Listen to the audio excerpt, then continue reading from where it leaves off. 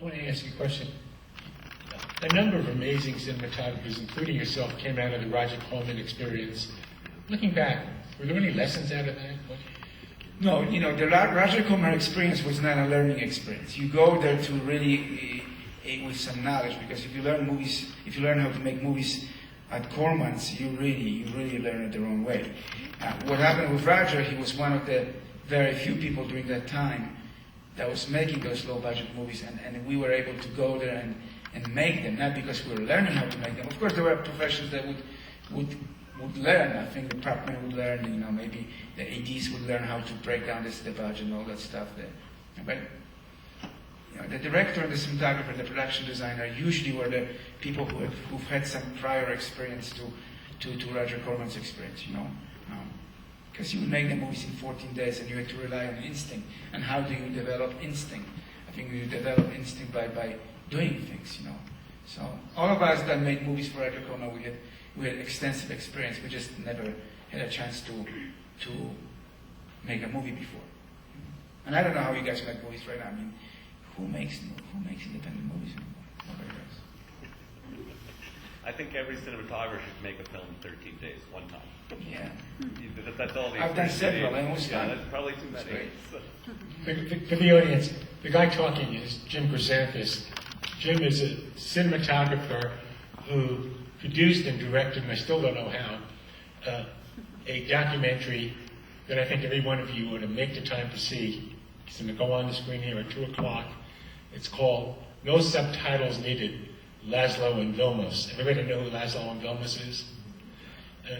Jim made that on the 50th anniversary of began making it, of their arriving in this country as political refugees.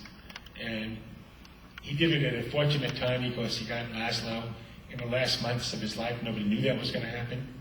Got his thoughts, got Vilmos, and 50, 60, 70 people who work with him talking about it. And that's going to be in here at 2 o'clock. There's also a story that was written about, not so much how that was made, but why it was made, that they have as a handout, that was in a magazine called Indie Slate, which is for independent filmmakers. So that's at 2 o'clock, and that's James Whipping in. Do we have any... couple more before you guys go out? One more question. What challenges are you faced with when you shoot scenes where there's CGI or green screen? There aren't really any challenges, to be honest with you. The whole idea is to know what the missing element is, and that's about it. You never really... there aren't that many movies that have full CGI sequences. I do scenes with actors, and if the monster is missing, I know what the monster is going to do. In fact, you have to know what the monster is going to do because you want to create some kind of interactive elements, whether it's the monster steps on the car, or the ground opens, or a tree branch falls down. So all those things you have to know that will be included in the final image. And yeah, it's relatively easy. It's kind of boring to do this stuff because especially the green screen is really boring. It's very challenging. We did sequence in Indy 4, which was entirely done on the green screen. And it was very challenging because it's the sequence where the people are fighting on the top of the cars and all that stuff. So you have to create interactive lighting just as the characters are going to jungle. So the first 2 days were really interesting, and then the following 10 days were boring as hell because so I like seeing people acting with people rather than monsters running around them. And yeah, but it's the reality of movie making. Any movie will have a certain amount of CGI right now. Any commercial movie, so-called commercial movie, will have some kind of a CGI work. Makes some of our work really easier, simply because frequently you don't have to endanger people putting people into dangerous situations. You don't have to put a stuntman into a car, and when the car is flying through the air, you can just shoot the guy against the green screen and introduce him to the scene. So makes to some degree makes the whole filmmaking process a bit easier. But I don't find any major challenges. Any other questions?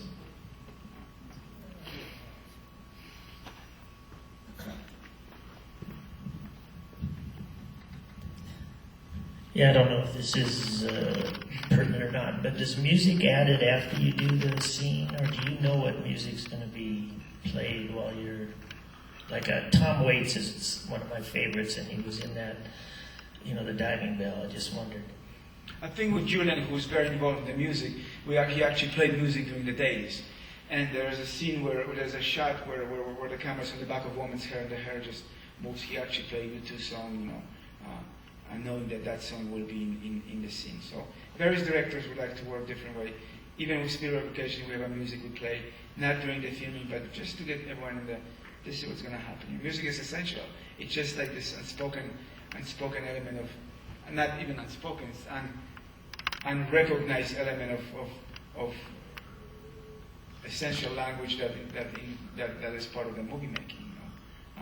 There's this series that Steven does with Johnny Williams and Scorsese, where they go all around the country and they show clips from the movies before the music, and then Johnny Williams will play live score and introduces the music to the scene, and it's just totally different meaning of the movie. It's another element of the film language, music. You're aware of the music when you do the scene? You're aware of sometimes you're aware of the music, sure. Sometimes you're aware, yeah. But it's not a typical situation, There are very occasionally emotional scenes that you want to know what the music is, so you know what the camera should do, And of course, there are scenes that are completely choreographed for the music, but those are very, very specific scenes. Sure. One more, guys, and then we go look at Any last question? Brave. There is a man right now. Just out of curiosity, do you happen to be affiliated with Roman Polanski? I know Roman and we're from the same country. That's about it. One question here. We're going to ask one By last the way, question. in the diving bell on Battlefield, there's a really scene when the little boy is dancing on the train station. That's Elvis Polanski. That's his son. No. Totally amazing kid. And the wife, of course, in the movie, the wife is awesome. It's not really a question, but the film Vanishing Point was brought up a few times. 18 of us made that movie. Really? With Johnny Alonso, your mentor, and Dick Sarafian. What was your position? I was the art director, set decorator. That movie is one of the most influential movies in my life. Yeah, it was the most fun movie I ever made in my life. Tell us your name. Dennis Parrish. Janusz has worked with my daughter on Jerry Maguire. What's her job? Hope was the Yeah, of course. yeah, Hope, Yeah. sure, yeah. Oh, you made Anyway, it was a fun movie. You may not relate to this movie the same way as I do, because it's all about freedom, and you guys were privileged, were born. It's being snatched away from you every day.